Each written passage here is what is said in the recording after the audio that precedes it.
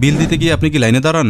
কোনো দরকার নেই লাইনে দাঁড়ানোর, এমনকি বাইরেও যেতে হবে না, ঘরে বসেই বিল দিতে পারবেন। এমনকি বিলের কাগজ হারিয়ে গেলেও কোনো অসুবিধা নেই।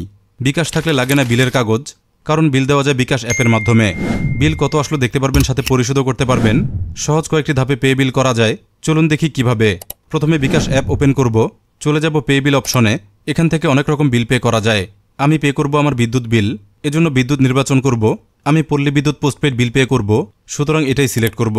এখানে বিলের মাস সিলেক্ট করে SMS অ্যাকাউন্ট টাইপ করতে হবে। প্রয়োজনে স্যাম্পল দেখে নেওয়া যাবে সঠিক অ্যাকাউন্ট নম্বর কোনটি হবে। আমি অ্যাকাউন্ট নম্বরটি টাইপ করে নিলাম।